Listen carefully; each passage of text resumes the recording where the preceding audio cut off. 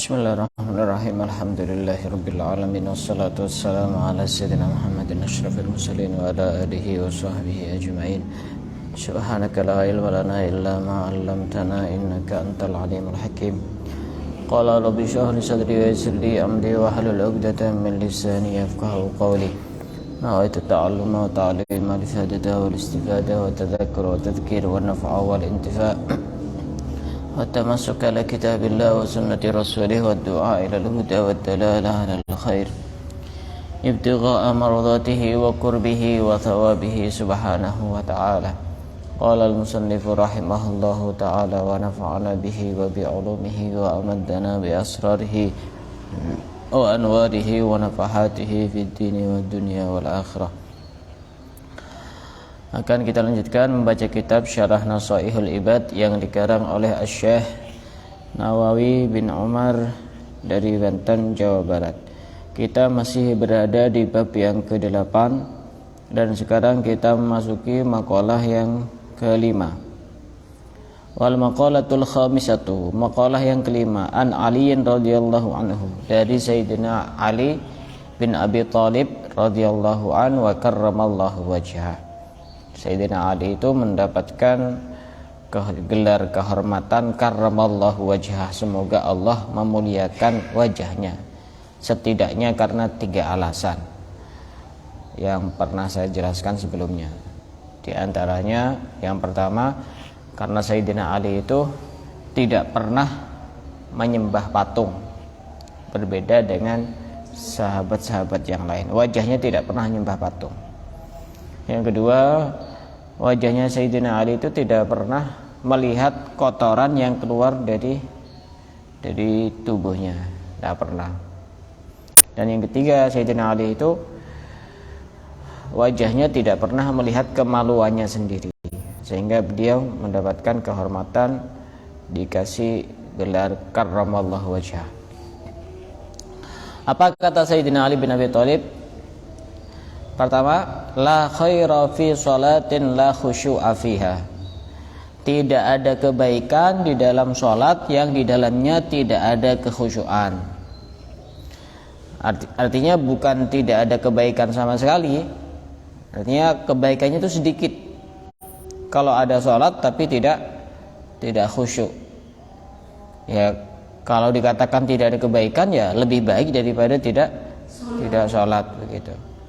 Nah, khusyuk itu menjadi hal penting di dalam sholat, karena khusyuk itu menjadikan sholat itu lebih mudah untuk diterima oleh Allah Subhanahu wa ta'ala. Sholat itu ada dohir, ada batin.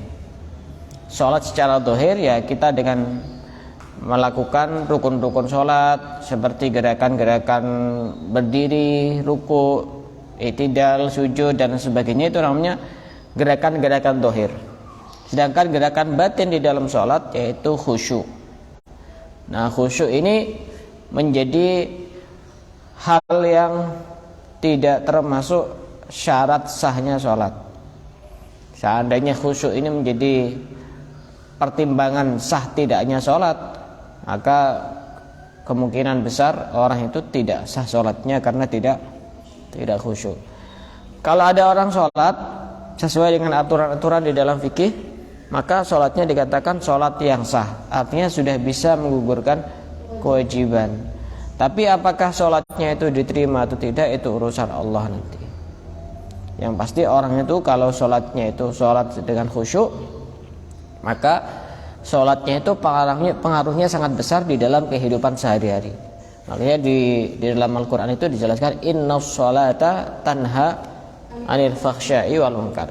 Sesungguhnya sholat itu bisa mencegah seseorang dari perbuatan keji dan mungkar.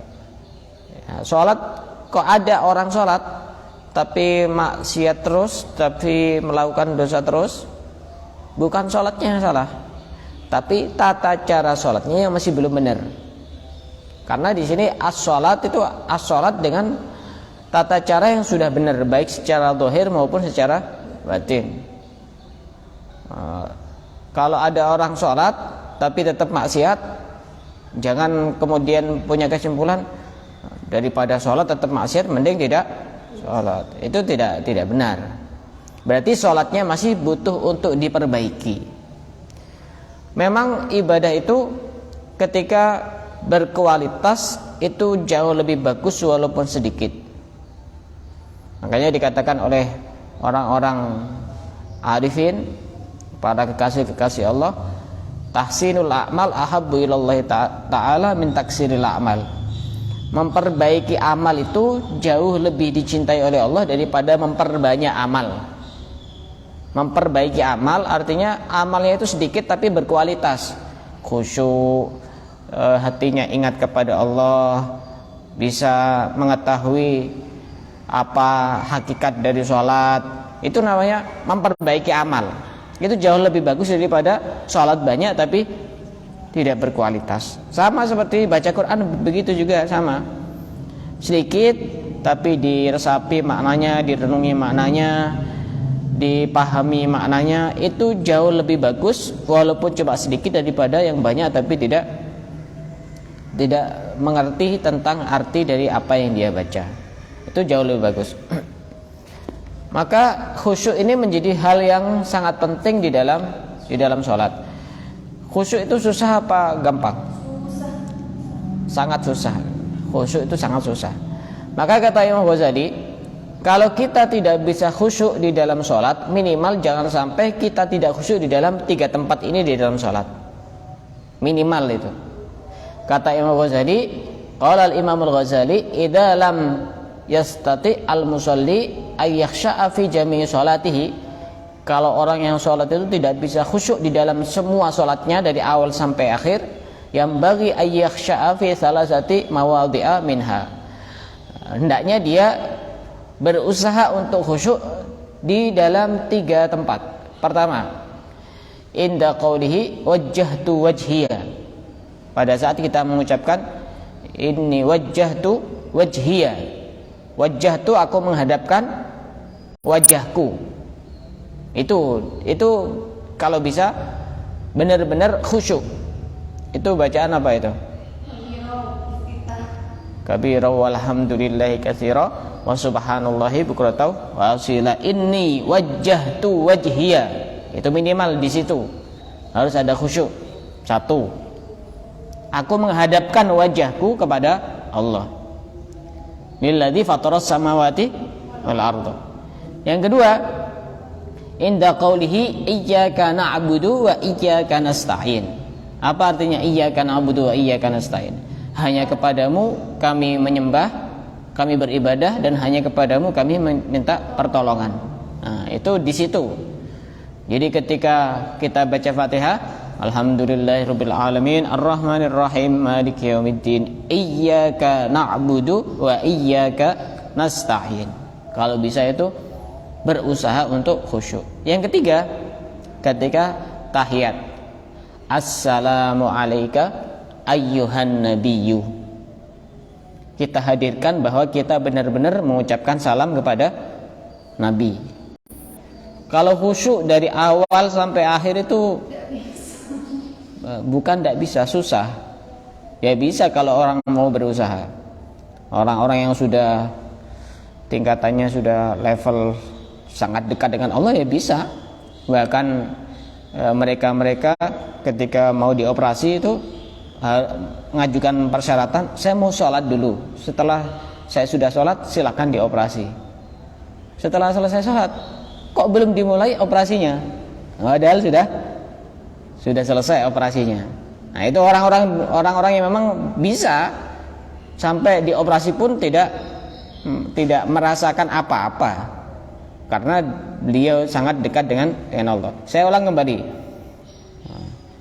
bahwa orang itu, kata Imam Ghazali, kalau tidak bisa khusyuk di dalam sholatnya dari awal sampai akhir, setidaknya berusaha untuk khusyuk di dalam 3 tempat. Pertama, pada saat membaca inni wajjahtu wajhiya, aku menghadapkan wajahku. Yang kedua, iyyaka na'budu wa iyyaka nasta'in, ketika baca Fatihah, hanya kepadamu kami menyembah dan beribadah, dan hanya kepadamu kami minta pertolongan. Dan ketika kita membaca di dalam tasyahud atau tahiyat, assalamu alayka ayyuhan nabiyyu wa rahmatullahi wa barakatuh. Kita benar-benar berusaha menghadirkan hati kita bahwa kita sedang mengucapkan salam kepada Nabi. Maka kata Sayyidina Ali bin Abi Thalib, la khaira fi sholatin la khusyu'a fiha. Orang itu tidak ada kebaikannya di dalam sholat kalau di dalam sholatnya tidak ada kekhusyuan.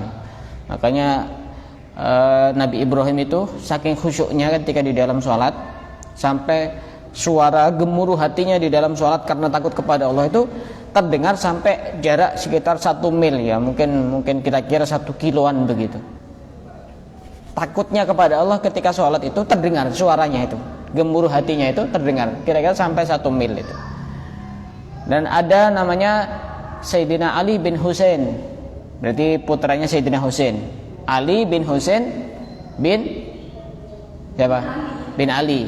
Ali bin Husain bin Ali bin Abi Thalib.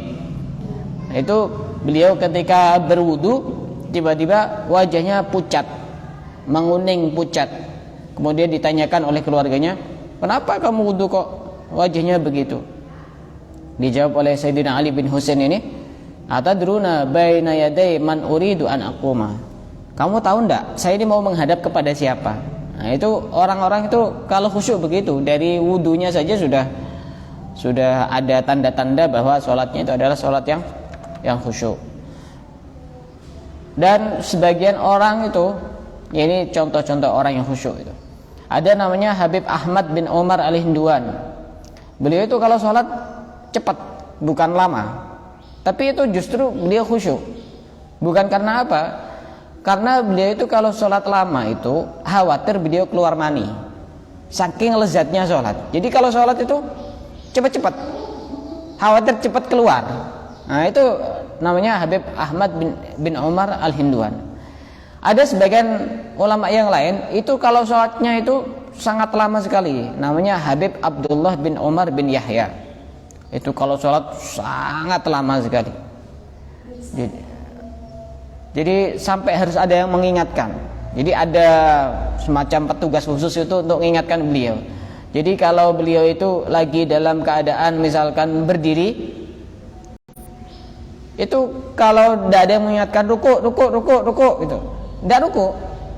Kalau lagi ruku, tidak ada yang mengingatkan waktunya berdiri, tidak ada yang berdiri. Itu saking khusyuknya itu. Kalau kita kan duduk tidak salam-salam, itu saking khusyuknya karena ketiduran. Nah, itu kata Sayyidina Ali, man la khaira fi sholatin la khusyu'a fiha. Tidak ada kebaikan di dalam salat yang tidak ada kekhusyuan di dalamnya. Yang kedua, nasihat yang kedua, wala khaira fi siyamin lam tina'a fihi anil lagwi. Tidak ada kebaikan di dalam puasa yang di dalamnya tidak bisa mencegah orang dari melakukan hal-hal yang tidak ada manfaatnya, termasuk ngomong yang tidak ada manfaatnya. Misal ada orang puasa tapi tetap ghibah terus, tetap bohong terus, itu tidak ada kebaikan puasa di dalamnya itu. Walaupun misalkan dia melakukan puasa sesuai dengan syarat dan rukunnya puasa sudah terpenuhi, ya puasanya sah, tapi kebaikan itu sangat sedikit. Kenapa? Karena puasanya tidak bisa mencegah dari hal-hal yang tidak ada manfaatnya. Makanya Rasulullah itu mengingatkan, kam min shaimin laisa lahu min siyamihi ilal ju' wal atas. Banyak sekali orang yang berpuasa, dia tidak mendapatkan apa-apa dari puasanya kecuali lapar dan dahaga. Makanya jangan sampai puasa itu ya stop lah. Misal contoh latihan ketika puasa agar tidak terjatuh kepada hal-hal yang tidak manfaat. Ketika pegang HP misalkan, biasanya kalau lihat video di Facebook atau di apa, itu biasanya muncul macam-macam. Ya sementara di stop dulu, lihat yang situ. Cari yang aman-aman saja. Kalau cuma lihat status kemungkinan masih aman gitu. Jadi kalau lihat video-video atau langsung buka TikTok, walaupun awalnya mau buka pengajian atau apa begitu, rutinan kajian, itu pasti muncul yang juga. Jadi sementara di stop dulu. Agar apa? Agar puasanya itu ada banyak manfaatnya, bisa merubah orang untuk menjadi lebih baik. Makanya termasuk kalau dalam istilah fikih itu ada dua, ada mubtilat, ada muhbitat. Mubtilat itu hal-hal yang bisa membatalkan puasa. Kalau muhbitat itu hal-hal yang bisa membatalkan pahala puasa. Puasanya tetap sah, tapi pahalanya tidak ada, kosong. Di antara hal-hal yang bisa menghilangkan pahala puasa, ghibah waktu puasa. Makanya kadang-kadang orang itu gagal paham juga. Jangan ghibah sekarang, nanti malam saja. Ya sama saja. Karena ghibah itu dalam kondisi bagaimanapun ya tetap tidak diperbolehkan. Nanti malam saja kalau sudah buka puasa. Sekarang lagi puasa. Iya memang nanti malam sudah tidak puasa, tapi ya tetap dosa. Apalagi dilakukan di bulan Ramadan, maka dosanya jauh lebih besar dibanding dilakukan di hari-hari biasa. Tidak boleh. Makanya kalau orang lagi puasa, kalau memang dengan dia tidak tidur itu justru lebih banyak tidak ada faedahnya, lebih baik tidur. Niatkan untuk menghindari maksiat, niatkan untuk menghindari agar mulut ini tidak ngomong terus, ngomongkan orang itu. Niatkan begitu, nanti tidurnya berpahala. Tapi juga waktunya sholat ya sholat. Kadang-kadang anak pondok itu Masya Allah ya, kadang ya sholatnya itu sudah tidak sholat gara-gara puasa itu ya. Gimana caranya puasanya diterima kalau dengan model begitu? Kadang tidur dari setelah subuh sampai lanjut duhur itu saya belum bangun. Kadang bangun tapi tidur lagi sampai asar, nanti sebelum buka puasa bangun. Walaupun dia sholat tarawih, ya susah untuk diterima, itu susah puasanya karena dia meninggalkan sholat. Cuma kadang ada pertanyaan begini, ini jangan salah paham ya. Ada pertanyaan begini, Ustadz gimana hukumnya orang puasa tapi dia tidak sholat? Ya puasanya sah, apa hubungannya sama sholat? Puasa itu ibadah tersendiri, sholat ibadah tersendiri. Urusan masalah puasanya nanti tidak diterima atau bagaimana itu urusan Allah. Yang pasti puasanya sah, walaupun orangnya tidak sholat, asal puasanya sesuai dengan aturan-aturan yang berlaku, tidak melakukan hal-hal yang membatalkan, rukun-rukunnya terpenuhi dan lain sebagainya, sudah sah. Biasanya kalau lagi bulan puasa muncul pertanyaan itu. Dan yang lagi viral itu biasanya yang pertanyaan kalau lihat di Google atau nyari di YouTube pasti muncul jawabannya, puasanya tidak sah.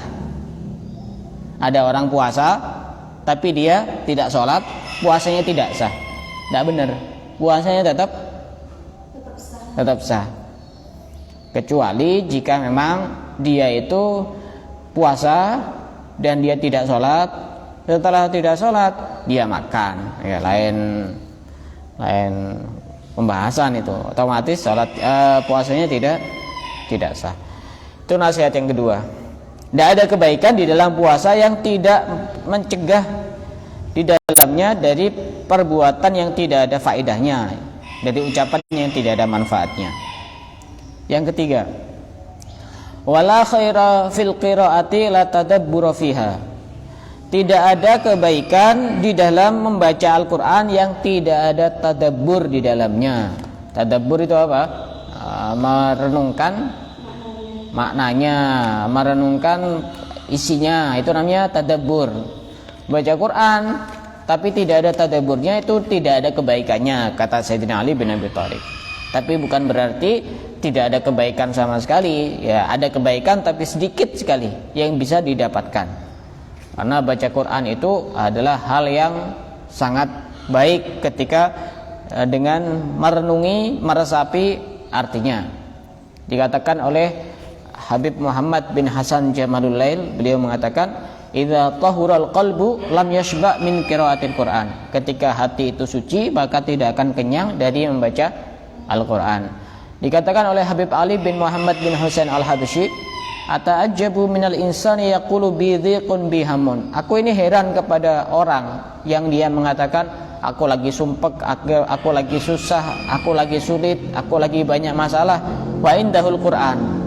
Dan padahal dia itu punya Quran. Itu aneh orang merasakan seperti itu padahal dia punya Quran. Kenapa Quran kok tidak dibaca? Maksudnya begitu. Habib Ali, pengarang Maulid Simtud Durar, itu mengatakan begitu. Kok ada orang itu, aku heran kepada orang yang aku lagi sumpek, aku lagi galau, aku lagi stres, aku lagi susah, aku lagi gelisah. Padahal dia kan punya Al-Quran. Ya, Qurannya itu tinggal dibaca saja, kan beres itu. Maka membaca Al-Quran dengan ditadabburi itu jauh lebih bagus daripada membaca Al-Quran tanpa ditadabburi maknanya, tanpa direnungi maknanya. Makanya dikatakan man qara al-Quran ma'a ma'rifati ma'nahu kana lahu bikulli harfin sab'umi'ati hasanah. Orang yang membaca Al-Quran disertai mengerti artinya, maka setiap satu huruf itu dilipat gandakan sampai 700 kali lipat kebaikan. Padahal di hadis itu kan orang kalau membaca Al-Quran tanpa mengerti artinya, satu huruf itu sama dengan 10. Makanya itu bedanya orang yang berilmu dengan orang tidak berilmu. Hal yastawil ladzina ya'lamun wal ladzina la ya'lamun. Makanya penting atau minimal lah berusaha mengerti dengan membaca Al-Quran yang ada terjemahannya sambil diresapi begitu. Jadi kalau baca Quran seperti itu ya pastinya lama. Kalau pengen punya target hatam ya punya waktu khusus. Di jadwal misalkan kalau siang itu saya baca Qurannya sedikit-sedikit tapi sambil mengerti, memahami artinya. Kalau bagi baca Quran biasa begitu tanpa memahami artinya. Jadi mungkin nanti ada jadwal khusus begitu. Biar bisa terprogram bacaan Al-Qur'annya. Kemudian yang berikutnya nasihat Sayyidina Ali, wala khaira fi ilmin la wara'a fihi. Tidak ada kebaikan di dalam ilmu yang di dalamnya tidak ada sifat wara'.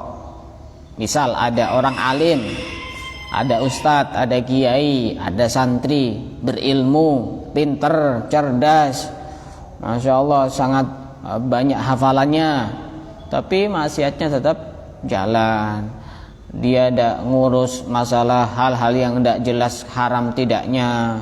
Di pondok ngelihat ada makanan langsung dimakan tanpa tanya ini punya siapa. Dia husnudzon, ini pasti orangnya juga pasti tidak akan protes misalkan. Itu namanya kurang waro, ilmunya tidak manfaat. Makanya sebenarnya jadi mubaligh, jadi kiai, jadi dai, jadi ustadz itu yang penting di samping punya ilmu juga waro. Itu gampang diikuti orang itu. Setiap kata-katanya itu gampang diikuti sama. Kalau orangnya waro, orang itu sebenarnya tidak tahu loh. Orang lain itu tidak tahu apakah si ustadz itu, si kiai itu apakah dia maksiat atau tidak, itu tidak tahu. Tapi orang itu bisa merasakan ketika orang itu tidak maksiat, tidak dosa, minimal sangat sedikit dosanya, itu orang itu hatinya itu kerasa dan gampang untuk diikuti sama orang lain. Begitu. Tapi kalau banyak maksiatnya, walaupun yang diucapkan itu adalah hal-hal yang bagus, dia alim, hafal ini, hafal itu, ya paling cuma masuk telinga kanan dan keluar telinga kiri. Manfaatnya sedikit, lebih banyak tidak manfaatnya, madaratnya. Kemudian yang berikutnya, wala khaira fi malin la sakhawata fihi. Tidak ada kebaikan di dalam harta yang di dalamnya tidak ada kedermawanan. Orangnya kaya, mobilnya punya 100, rumahnya punya 1000, tapi kepada orang lain, Masya Allah, pelitnya luar biasa, tidak ada kebaikan sama sekali itu. Nah, kadang begitu memang. Misal ada orang ya, saya kadang orang itu kedermawanan itu tidak bisa diukur dengan kaya tidaknya orang. Saya itu ya ketika misalkan membantu orang untuk mengobati itu ya, saya tidak pernah mentarif sekian. Tapi kalau melihat itu ya sudah biasa ya. Ketika dikasih amplop dan dia pulang, saya lihat itu sudah biasa kalau begitu. Tapi kadang-kadang saya pernah kedatangan tamu itu mobilnya Masya Allah bagus itu. Kayaknya harganya sekitar 500 atau 600-an begitu, sekitar itu. Itu bawa keluarganya untuk berobat ke tempat saya. Kemudian ada orang itu biasa gitu. Jangankan mobil, untuk datang ke sini saja nyewa mobil pickup yang berobat satu orang diantar sama keluarganya semuanya. Itu kadang-kadang sampai 3 kali lipat perbandingannya antara orang yang biasa ini ketika ngasih ke saya dibanding orang yang kaya itu. Jadi kedermawanan itu tidak bisa diukur dari kaya atau tidaknya, tetapi dari itu hatinya itu. Tuh, tidak bisa. Kapan hari itu saya ada acara di satu daerah, tidak saya sebutkan. Kita itu mau mengadakan acara pengajian yang undang mubalik dari luar kota. Kemudian kita itu bilang kepada orang yang punya sound system bahwa kita itu mau nyewa itu. Dihitung sangat detail. Oh nanti ini sekian, sholatnya sekian, begini. Jadi ya, padahal kita itu sebenarnya niatnya juga sebagian pengen ngajak berjuang. Jadi tidak murni urusan hitung-hitungan gitu. Sampai saya di dalam hati saya sampai tanya ke salah satu yang ada di situ. Kira-kira untuk bisa punya sound system satu begini nih butuh uang berapa gitu. Saya itu saking pengennya membantu tapi tidak bisa. Oh itu kalau tidak salah ya sekitar 20 sampai 30 juta gitu. Jadi saya sampai punya keinginan, saya itu mungkin di lain kesempatan saya pengen punya, nyicil satu persatu punya. Nanti kalau ada acara-acara pengajian silakan dipakai, asal ada yang ngambil gitu, yang ada bawa gitu. Masa iya saya suruh mengantarkan, asal ada yang jemput dan ada yang bagian operator gitu. Itu insya Allah orang itu sedekahnya itu beda-beda. Ada yang lainnya begitu, ada yang lain itu ada tahu ada acara pengajian dia tidak dikabari tambah marah-marah. Sudah tahu ada acara pengajian kok saya tidak dikabari. Saya kan punya sound system itu banyak, pakai saja yang penting ada yang ngambil gitu. Nah, sebagian orang begitu. Iya, ada yang begitu memang ada. Lain kali kalau ada acara itu saya kabari itu. Saya kan akhirnya tidak kebagian untuk nyumbang gitu. Nah, itu kalau ilmu itu tidak ada waroknya, maka tidak ada kebaikan di dalamnya. Bisa sendiri, bisa dinilai sendiri. Orang yang gampang diikuti ucapannya itu orang yang bagaimana. Kalau dari segi alimnya itu banyak yang alim. Makanya saya pernah dengar ceramahnya Habib Muhammad bin Husain bin Anis bin Alwi Al-Habsyi waktu acara Harlah di Nurul Jadid. Saya lihat lewat YouTube, dia mengatakan bukan di Nurul Jadid, di Tababras, al-ilmu kasir, ilmu itu banyak, wal barokatu qalil, barokah itu sedikit, walladzi yajma'u bainahuma aqal, dan orang yang bisa mengumpulkan memiliki keduanya itu sangat sedikit, lebih sedikit lagi. Kalau cuma pengen yang punya ilmu banyak, tidak usah kemana-mana, tinggal pegang HP-nya, ketik, tek, muncul semuanya. Itu kalau cuma seperti itu bukan ilmu sebenarnya. Ilmu itu yang ada di dalam hatinya orang-orang soleh, itu ilmu itu. Kalau cuma sekedar transfer informasi itu bisa lewat medsos itu, Facebook, YouTube, Instagram, TikTok, itu banyak. Tapi itu bukan ilmu yang sebenarnya, itu hanya informasi, ilmu pengetahuan. Beda dengan ketika kita belajar kepada seorang guru. Tidak bisa. Medsos itu tidak bisa menggantikan seorang guru, tidak bisa. Harus tetap punya guru. Kalau kita berguru secara langsung itu kita tahu adabnya, kita tahu akhlaknya, juga bisa ada silaturahim, bisa saling kenal dengan yang lain, bisa juga dengan kita menghadiri itu dihitung langkahnya untuk datang ke situ. Ada banyak hal yang menjadi perbedaan antara belajar offline dan online. Tapi orang kalau istiqomah belajar offline begini, online pun tidak masalah ketika memang tidak ada waktu, tidak ada kesempatan, mungkin lagi sakit atau mungkin lagi sibuk begitu. Tapi biasanya ada tanda-tandanya kok. Orang itu kalau benar-benar tulus belajarnya itu, kalau misalkan dia tidak masuk, benar-benar menyimak, itu benar-benar tulus itu. Kalau lagi tidak masuk, tidak menyimak, oh itu berarti cuma basa-basi. Basa-basi kok tidak ada streamingnya, itu basa-basi. Itu orang benar-benar tulus belajar kalau gitu. Tidak masuk tapi tetap menyimak lewat. Ya berarti kan kalau dia punya uang dan bisa beli tapi tidak beli, itu berarti tidak tulus. Nah itu lain lagi. Tanya sama temannya, gimana kemarin di majelisnya itu apa yang dijelaskan ya, bisa tanya. Itu benar-benar tulus. Kalau masih lupa, nah itu berarti sudah ya minimal satu atau 2 poin begitu, minimal ada yang masuk. Berikutnya kata Sayyidina Ali, wala khaira fi ukhuwatin la hifdha fiha. Tidak ada kebaikan di dalam sebuah hubungan persaudaraan, sebuah hubungan persahabatan yang tidak ada saling menjaga di dalamnya. Bersahabat tapi suka menyakiti, tidak ada kebaikan di dalamnya, tidak ada. Gambaran persahabatan yang baik itu begini, almar'u katsirun bi akhihi. Seseorang itu sangat banyak disebabkan karena saudaranya, karena sahabatnya. Orang itu kalau sendiri ya sepi. Kalau banyak, walaupun lagi sepi ya kayak punya banyak saudara. La khaira fi suhbati man la yara laka minal haqqi misla ma taralahu.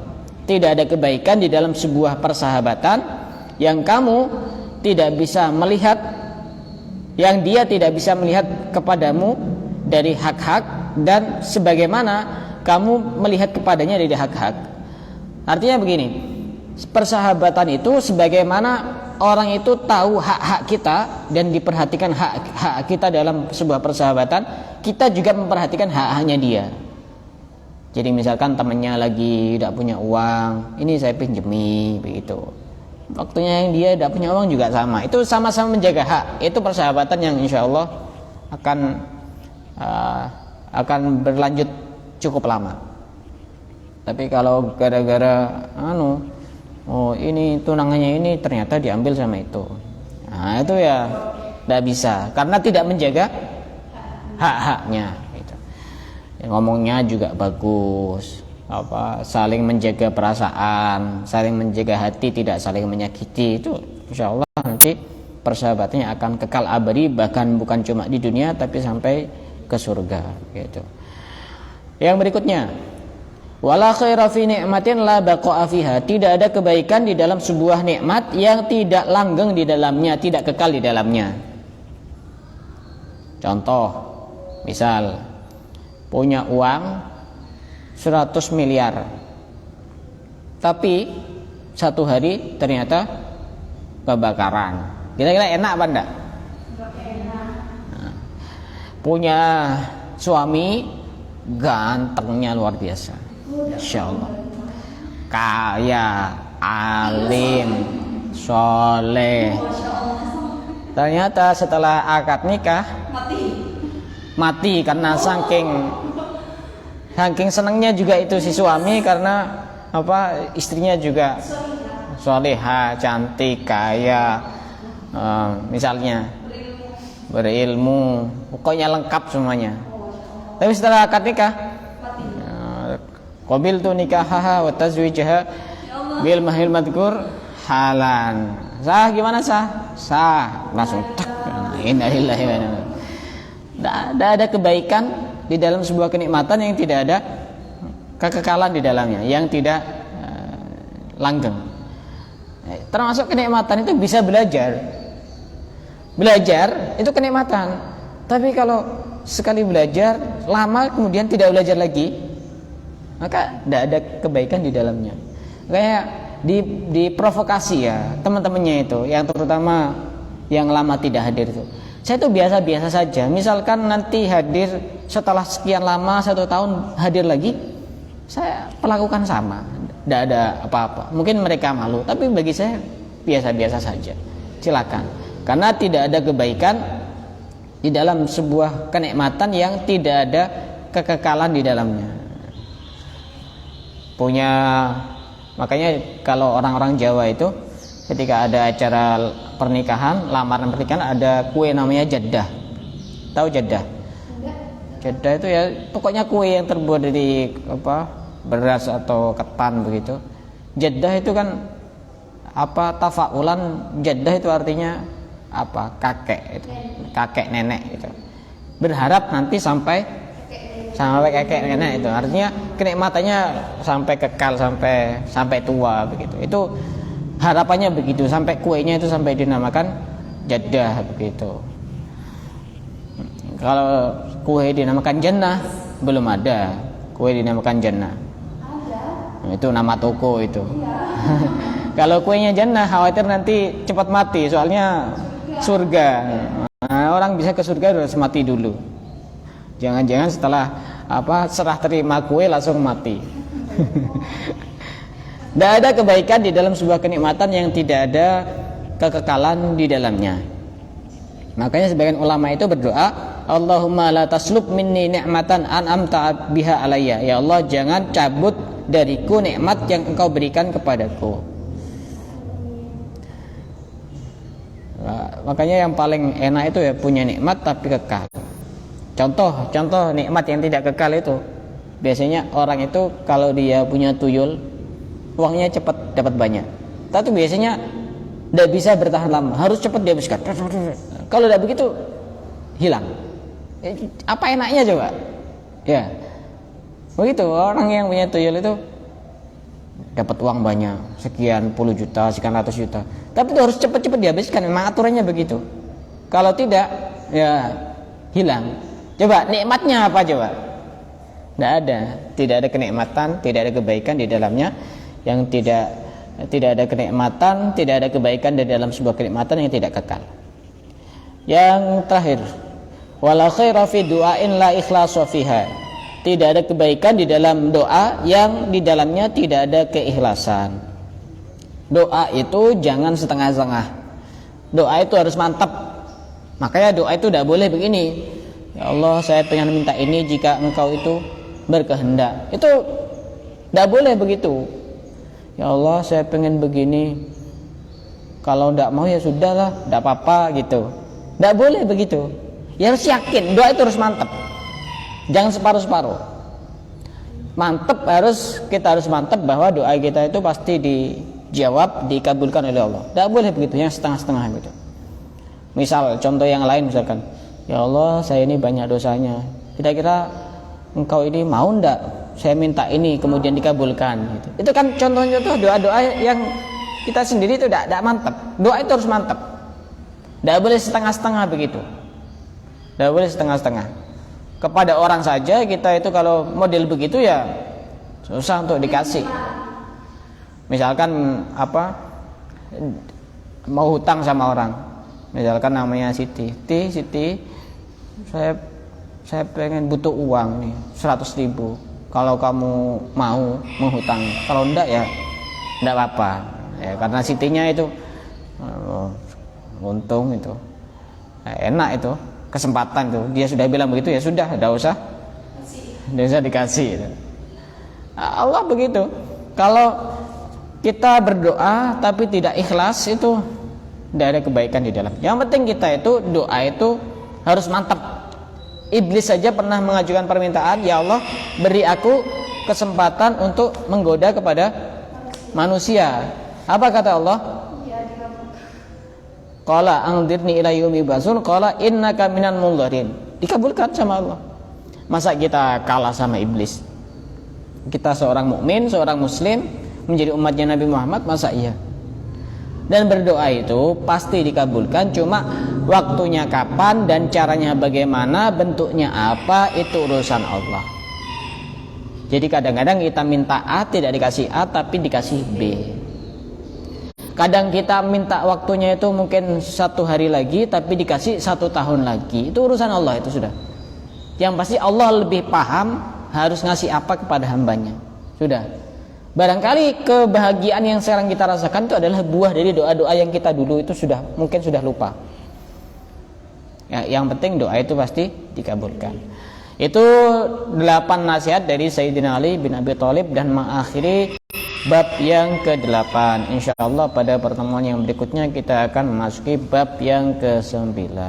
Wallahu a'lam bishawab.